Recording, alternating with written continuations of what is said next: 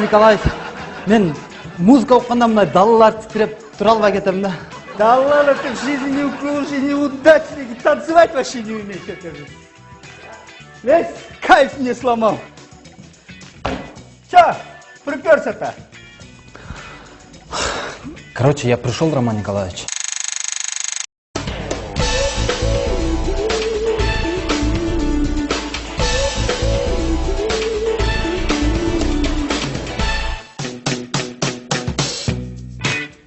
Қиял. Садя, Джипара деген бар ғой? Ошо жака? Кандайча, жанагы жыпар бу? Жинди болдучу, ал кызда. Вообще, говорю, адам катары жагабы деп атам. А чё ты думаешь? Қиял. Туура эмес түшүнүп алган турбайбы? Эми нормальный эле кыз. А эмне суракка мынантип? Жөн эле. Кыз да мага жакпайт да ошол. Анекдотто бандинкалар бар ғой? Өзүн күзгүдөн карап, суктанып, ушинтип өсөт го, эми ошол үчүн жакпайт да. Иши өзү да кичине тосын тоозураак. Өзү менин иши жоктанчу. Нейсиң? Жөн эле. Опа, вспомнишь, зараза появится сразу. Что? Я говорю, погода хорошая. Я не глухая, я все слышала. Жантамбер неге кулагыма сотуп тисе көрсөкөм. Ушакташып отурган турбайсыңар мен жөнүндө. Айнура кетип эми мага асылып баштадыңарбы? Ну, конечно, мне же больше делать нечего. Я пришел, Роман Николаевич. У вас просить одолжение. Можно, да? Ты уже спросил. Можно еще раз? Ты дважды спросил. Роман Николаевич. Ладно, шучу. Что за там? Рассказывай. Роман Николаевич, если сейчас моя жена придет на работу, не берите, пожалуйста, а? Если она сюда придет, үйдө деле мээм жеген жетишет да. Бияка келип да мээм жесе, менде мээ калбай калат, Роман Николаевич. Из последних слов я что-то ничего не понял. Я говорю, дома мозг кушает, это хватит. Здесь уже мозг у меня нету, не останется. Ну ты рассмешил. У тебя и так мозгов нету. Обижаете, Роман Николаевич. Короче, моя жена, работа не берите, хорошо? Я пошел. Опоздал, ты опоздал.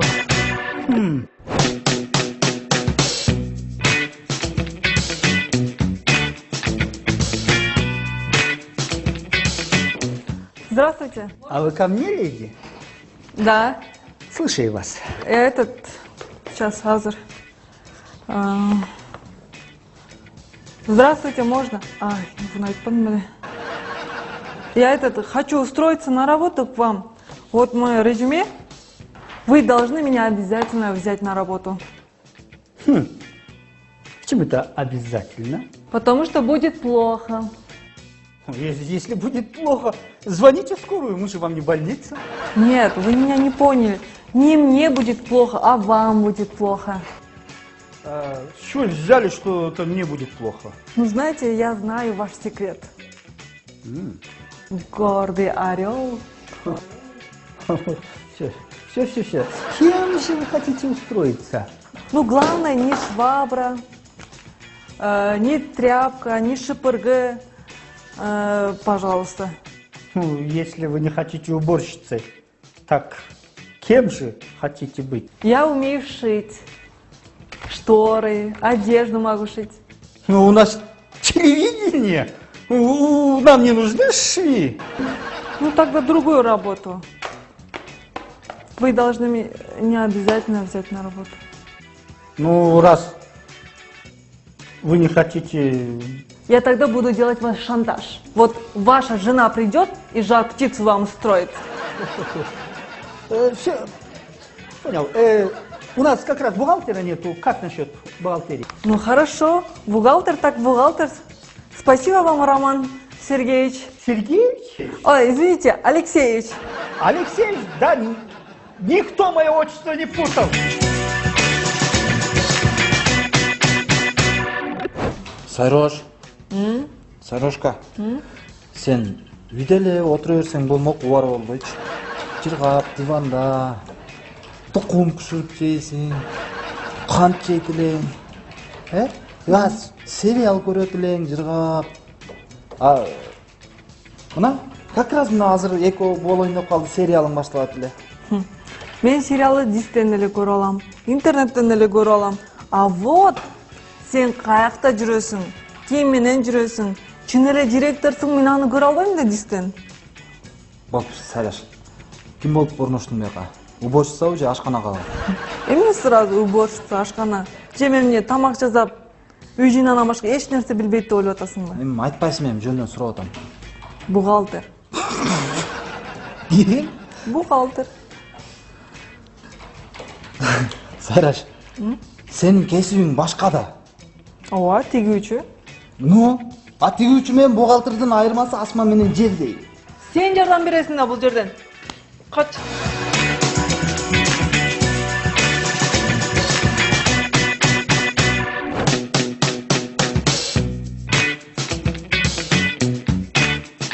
За какие мои грехи, Роман Николаевич, говорите, а?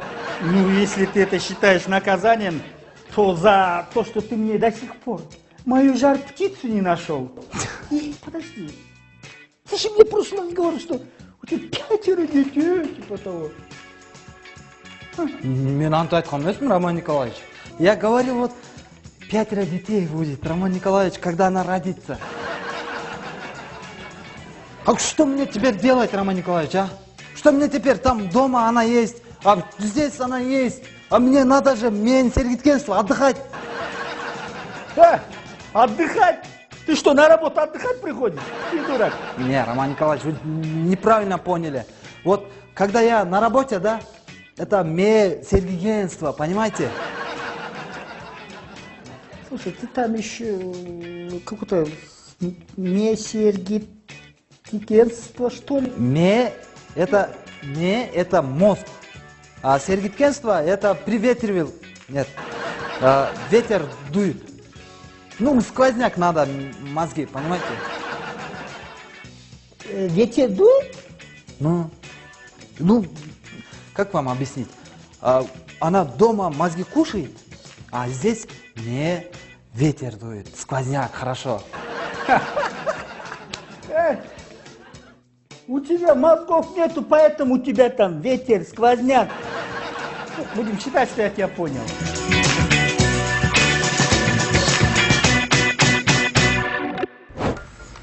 Да, Замир попал. Да. Не сладко теперь ему придется. И именно кофе мен шоколад демалып келип берет. Не кылсам экен эми? Эмнеси болсо дагы Сайкошанын бияктан иштен кетириш керек. Замир, курсагым ачты. Отур, кел. Азыр курсак ачты. Кел отура кой, кел. Кел отур. Азыр курсак, мен азыр 5 минутта азыр алып келип коем азыр. Замир айтып атпады эле, билесиңби? Мен аягым көргөндө коркуп кетти, замке дей калат деп. Алмаштырыптыр. Өзү карабайсың. Сайкош жаным, сайкош деп жүрөт. Ошону айтсаң. Сайкош, күтүп калган жоксуңбу? Мынакей. Оба! Приятного подавления. Эмне дейсиң? Тамагың таттуу болсун дейм. Сүйүмүшкө чогасың. Жок, рахмат. Болуп турам. Жей бер, мен жумуштарымды бүтүрүп келейин. Жебейм мен мындай.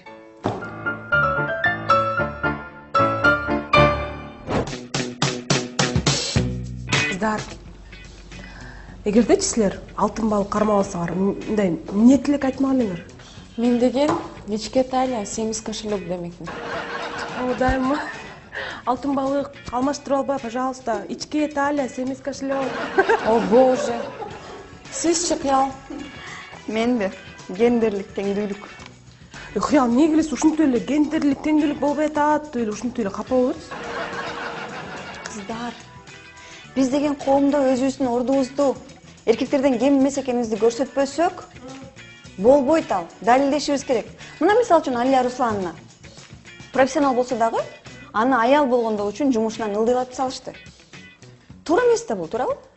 Жок, мен антип ойлобойм. Бул жакта просто түшүнбөстүк болуп калды, кыял. Вот ошол түшүнбөстүктүн курмандыгы болуп атабыз биз аялдар. Биз деле мисалы үчүн эркектерден кем эмес, мамлекетке, коомго өз салымыбызды кошо алабыз. Туура айтасыз, мамлекетибиз башынан кыйын мезгилдерди өткөрүп жатканда Курманжандатка деген апабыз чыккан. Кыргыз кыздары, кыргыз аялдары дүйнөнүн эң мыкты аялдарына кирет. Мына мисалы үчүн Роза, Нур, Роза Исааковна Отунбаева. ооба Роза деген аты бар айымдар, алар аябай күчтүү айымдар болушат. Биздин мамлекетте кыздар салыштырмалуу гендердик теңдүүлүк жогорку орунда турат, жогорку сапатта. Мисалы үчүн аялдар деле эркектерден кем калбай жогорку билим алганга укугубуз бар. Жакшы жумуштарда иштегенге укугубуз бар, туурабы? Мыйзам боюнча негизи. Бирок ушунун баары могу Роман Николаевичке окшогондор келип алып гендердик теңсиздикти бузуп салып атпайбы? Такыр туура эмес ушул. Ушул жөнүндө ойлонушубуз керек. Кой, да, ойлонолу, менин жумуштарым бар.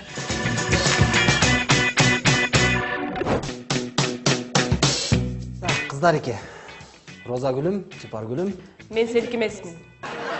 Болуп, бирөөнүн Роза гүлү, бирөөнүн Жыпар гүлү иши кылса, силердин жардамыңар керек болуп атат. Мен аялымды бул жерден жумуштан кетиришке керек. Турам эле кой, Замир. Мен сага жардам бере албайм. Тем более аялым эмес жазуу. Мен үй бүлөлүк чыр чатактарга такыр аралашкан. Кыздар, мындай кесиптеш катарга жардам кылып койгулачы. Көп жылдан бери чогуу эле иштейбиз го ушул жерде. Мен директор болсом, айлаңарды көтөрөм. Шоколад алып келип берип турам, гүл алып келип берип турам. Анан дагы Болдучу, айланан депутаттардан жам болуп кетти. Слушай, Замир, эгерде ушуну чын айтып атсаң, мен сага колуман келген жардамды берем. Мен дагы. эми көрөбүз да, мен директор болгондон кийин ойлонуп көрөбүз да. Замир. Тамаша кыздар. Ну как ты докажешь, что ты не обманешь и сдержишь свое слово насчет зарплаты? Эми кантип далилдейм? Могу кагазга жазасың. Эмне деп? Фио, мен, Роза Менен Жыпара. жардам берсе, так, ген директор болгондо алардын зарплатасын 100 000 сомго чейин көтөрөм. 100 000 сом? Давай, жаз. Роза, сен чектен ашып кетип аткан жоксуңбу? 100 000 сом деп. Анда мейли 150 000 сом деп жаз.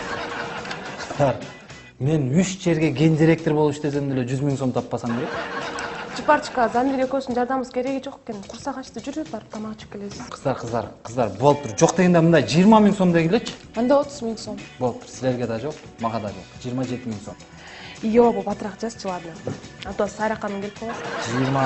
27 000 сом. Анан деп жаз. Анан Күнүгө Роза менен Жыпарага шоколад менен кофе алып келип берип турам. Эгерде мен жазган убадаларымды аткарбасам, өмүр бою Розага кул болуп өтөйүн деп. А я что, лысая? Ладно, өмүр бою Роза менен Жыпарага кул болуп өтөйүн деп жазасың. Анан мурка колуңду. мейли. Жаза берейинчи. Зато аялым жумуштан кетип атпайбы. Болом. Анан Эмнеден баштайлы, Замир? План кандай? план? Кыздар, мен силерге ишенип отурам го. Силер алдыңар го милдетти мени. План жокпу сенде? Вот Замир, эмне эле мынча неудачник десе сеничи? Любой ишти баштаарда план болуш керек. План болсо иш да болот. Мейли, бирөөнүн Роза гүлү. Анда мындай, Замир, сен аялың тигүүчү болуп иштейт, Ооба. Бухгалтер жумушту такыр түшүнбөйт да, 0. Эртең мен олуп калдым деп шылтоо таап жумушка келбейсиң. Аялыңды жумушка кетиресиң, аялың чыгаар менен төшөктөн туруп бетиңе маскировканы кыл. Уктуңбу? Маскировка? Замир, маскировка эмне экенин билбейсиңби? Билем. Жинди болсом да ушунчалык дейсиңби? Анан сен комиссия болуп бизди текшерип киресиң баарыбызды. Силер дагы? Замир, мен тамашалаган жокмун. Болуп тур анан.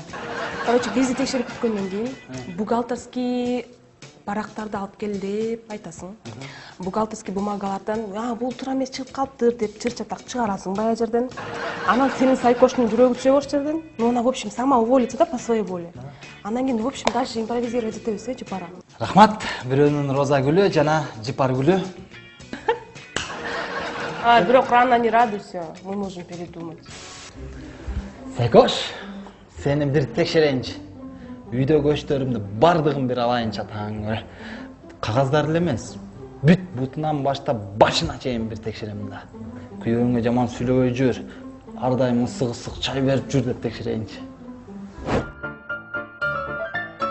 Так, сенби? Кана? Турчу?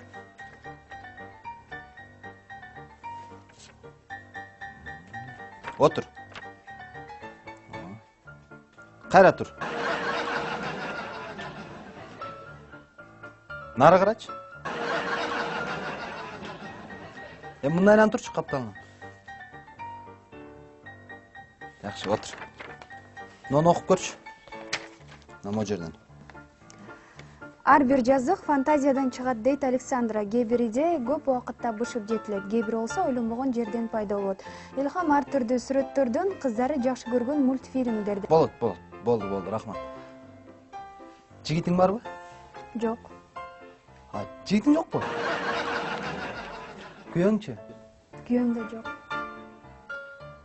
Жана эле айтпайт белең ошентип. Сени ишке алабыз, болду. Болуптур, эртеңден баштап ишке келе бересиң. Неме анан айлык 750 сом макулсуңбу? Макул.